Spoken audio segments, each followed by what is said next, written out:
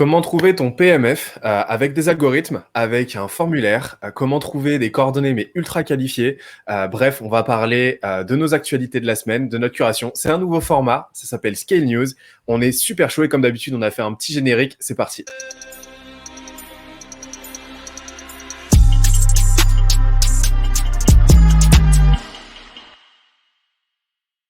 Salut Christian, ça va? Et le Benoît, nickel. C'est la première fois qu'on te voit sur la chaîne, hein. Ouais, le tout début. Pas trop la pression? Non. Non, jamais. Mais du coup, qu'est-ce que tu fais chez Scalezia alors? Alors moi, je suis Head of Growth chez Scalezia. Je fais beaucoup de choses et principalement voilà, de l'acquisition, de l'activation. Aujourd'hui, on est plus sur une stratégie d'inbound. Donc, on a un peu le luxe aujourd'hui de pouvoir, on va dire, activer les choses à notre façon. Et ça, voilà, c'est quelque chose qu'on aime faire chez Scalezia. C'est dire si on en apprend tout le temps des choses de toute façon chez Scalezia. Et c'est pour ça en fait qu'on a eu l'idée de faire cette petite série. Donc on va voir ce que ça donne en fait. Mais l'idée c'est de vous partager un petit peu notre curation qu'on fait. Forcément, on se tient à jour constamment et de faire un petit peu un florilège de tout ce qui a retenu notre attention la semaine dernière, les semaines précédentes en fait, pour vous permettre de monter en compétences en même temps que nous, tout simplement. On est parti sur un format tout simple. 3 news chacun, que ce soit des outils, que ce soit des articles de blog, des vidéos qui ont retenu notre attention, et vous le résumez de façon ultra concise, ultra actionnable, en 1 minute top chrono par news, tout simplement. Le premier, c'est Phantom Buster. Donc, je vous présente plus Phantom Buster, hein, c'est un petit peu le nec plus ultra en termes d'automatisation et d'extraction de données. Mais Phantom Buster, en fait, viennent de sortir une intégration que je trouve vraiment archi cool, qui est l'enrichisseur HubSpot, donc HubSpot CRM. Donc en fait, c'est un outil qui va se plugger à Drop Contact et qui va vous permettre très très simplement de récupérer de la data à partir d'une recherche LinkedIn ou Sales Navigator par exemple, de l'enrichir pour récupérer avec Drop Contact les emails et une multitude d'informations, hein, donc tout ce que fait Drop Contact, hein, tout simplement, et ensuite de vous créer ou de vous mettre à jour une fiche contact sur HubSpot, le tout derrière pour driver vos campagnes d'acquisition ou absolument tout ce que vous voulez, ou tenir votre CRM à jour en automatique. Donc, je trouve que c'est une très très belle avancée. C'est un petit peu là. C'est une des briques qui manquait à Phantom Buster, justement cette brique CRM. Et je trouve qu'ils y répondent avec pertinence et élégance. Donc voilà, ça méritait qu'on en parle. À savoir que tous les liens seront en description. Logiquement. Yes, nickel. Alors moi, quant à moi, je vais vous présenter PMF Survey de Chanelis, qu'on ne présente plus, pour mesurer les réponses aux questions, etc. Ça, c'est quelque chose qu'on va pouvoir travailler avec d'autres outils comme Typeform ou encore Google Form. L'idée, c'est vraiment de pouvoir s'inspirer des questions, donc encore une fois, à adapter en fonction de vos business. Mais je trouve que voilà, pour avoir cette première démarche de validation de PMF côté utilisateur, côté client, je trouve que voilà, la logique est bien présente et ça nous fait gagner un temps fou, notamment sur ces premières questions. Voilà pour mon premier outil. Excellent. Et c'est vrai que cette question du PMF, c'est une question, il y aurait de quoi faire 3 heures de live sur le Product Market Fit, mais cette mesure justement de la data, elle est fondamentale. Et en fait, ça fait une transition toute trouvée avec la 3e actualité de la semaine qui est SalesFit.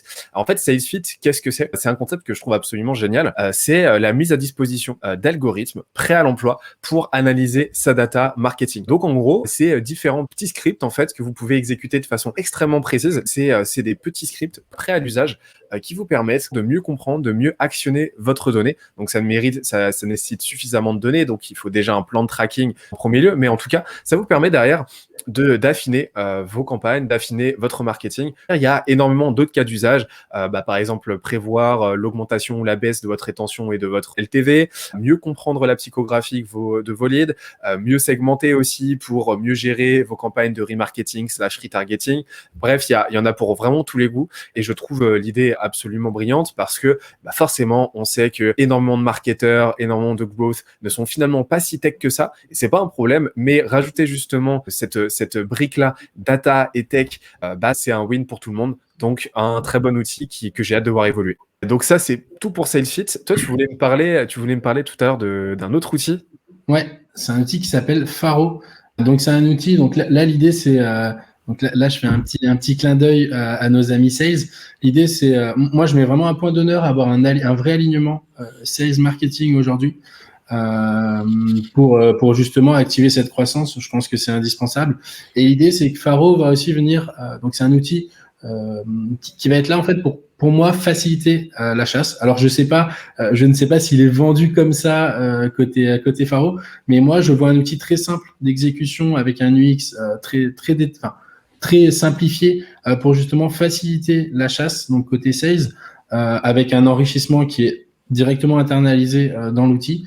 Voilà, avec la possibilité de créer des audiences très précises. Donc, l'idée, c'est vraiment de faciliter la vie des sales au niveau de la chasse pour justement ils soient autonomes à ce niveau-là et que justement le pôle marketing puisse eux se libérer du temps pour travailler sur d'autres projets un peu plus costauds. Donc voilà, l'idée c'était aujourd'hui de pouvoir leur faciliter la vie au niveau de la chasse et c'est chose que fait Faro via son outil aujourd'hui. Nickel. Alors là, maintenant, je vais changer complètement de thématique et je vais vous parler de branding et plus précisément de storytelling. Parce qu'on parle énormément d'acquisition, on parle énormément de comment trouver des leads, etc. Mais un bon positionnement, une bonne marque, un bon branding avec des valeurs, avec un message clair qui s'adresse à la bonne audience, finalement, c'est un petit peu la base en fait. Et en fait, le storytelling, ça va venir un petit peu comme le bras armé de ce branding-là pour propulser justement son message à la bonne audience et l'embarquer finalement dans une épopée dont elle va être finalement elle aussi l'héroïne. Et en fait, j'ai trouvé un excellent framework dans une vidéo de la chaîne YouTube Winter. C'est le framework qu'il utilise au sein de son agence pour designer donc des histoires engageantes pour des boîtes B2B, donc très très actionnables pour des boîtes tech, des startups, etc. Et c'est absolument brillant. Donc première étape, c'est de définir son client idéal, donc celui qui dépense le plus, celui qui revient le plus souvent, celui qui reçoit le plus de valeur et qui est le plus satisfait avec notre produit, donc finalement son ICP. Ensuite, c'est de définir le contexte avec la typologie de demande. Est-ce que c'est que votre produit répond à un nouveau paradigme? Par exemple, il y a eu un changement récent, par exemple le Covid, qui fait que votre produit se positionne comme une réponse finalement à ce nouvel environnement, ou est-ce que finalement vous venez vous positionner en tant que concurrent, nouvel acteur au sein d'une catégorie déjà en place? Donc ça, c'est les 3 catégories. Il faut déterminer ça. Ensuite, ça va être de quantifier les différents changements. Quels sont les changements récents? Quels sont les enjeux justement qui vont animer votre audience? Ensuite, définir l'ennemi. Donc l'ennemi, c'est-à-dire l'obstacle qui empêche votre audience d'atteindre son résultat. Donc quel est son problème concrètement? Quelle est la terre promise, c'est-à-dire le résultat que vous lui proposez d'atteindre et en tout cas que lui cherche à atteindre et que l'ennemi l'empêche d'atteindre? Ensuite, votre promesse simple, c'est-à-dire une punchline en une phrase que vous allez placarder partout, qui encapsule toute votre proposition de valeur. Donc ça aussi, ça demande un gros travail, mais c'est extrêmement puissant. Et enfin, vos super pouvoirs, c'est-à-dire vos différenciants et preuve de ces super pouvoirs et de ces résultats avec des études de cas, etc. Et donc, en fait, ça vous donne toute la trame, à la fois théorique et stratégique, pour dérouler au fil de votre contenu tous les éléments d'une histoire qui va embarquer votre audience. Je trouve ça très, très puissant. Quant à moi, je vais revenir du coup sur cette idée d'alignement sales marketing. Donc, après avoir aidé nos chers amis sales avec l'outil Faro concernant la chasse, là, on arrive sur ma petite pépite de ces derniers mois, qui est Mojo. En fait, Mojo, donc ça va être un outil qui va permettre de record les calls, donc les calls qui vont être passés sur Zoom. En tout cas, nous, on utilise sur Zoom aujourd'hui, mais pas que. En fait, il va être vraiment là aussi pour nous aider à mieux gérer en fait ce système de recording avec des tags qui vont être très précis, avec système aussi de timeline avec en jouant sur ces tags où il y aura un intérêt, il y aura la proposition commerciale, etc. pour que justement le pôle marketing puisse intervenir de façon beaucoup plus ciblée sur les éléments très marquants du call. Et ça nous fait gagner un temps monstre. C'est vraiment ce genre d'outils qui nous permettent vraiment d'être proches en fait des équipes commerciales, d'avoir une écoute sans passer forcément par du shadow, etc. Donc ça, c'est un luxe qu'aujourd'hui, dans le marketing /growth, on ne peut pas se permettre de manquer. Le fait d'être le plus proche de ces calls-là va être différenciant derrière sur notre façon de travailler, notamment sur les stratégies qu'on va pouvoir apporter côté marketing. Trop bien. Écoute, je crois qu'on a fait le tour. Ouais, c'est tout pour moi, en tout cas pour cette première. On est très très curieux d'avoir vos retours sur ce nouveau format. N'hésitez pas à nous faire vos retours dans les commentaires juste en dessous. On se retrouve la semaine prochaine parce qu'on va faire quelques itérations, c'est le principe. À savoir que la plupart de ces outils, vous pouvez les retrouver dans notre newsletter, la missive. Donc c'est scalesia.co/missive. Et toutes les semaines, on envoie 5 news immanquables avec des outils, du contenu, des analyses aussi approfondies, tout ce qu'il vous faut en fait pour monter en compétences en continu et avoir toujours une longueur d'avance parce que c'est ça qu'on aime. Écoute Christian, je vais te souhaiter une très très bonne journée. Yes, et ben écoute, moi aussi. Et puis on retourne à nos occupations. Ah, c'est sûr, c'est vrai qu'on a du travail.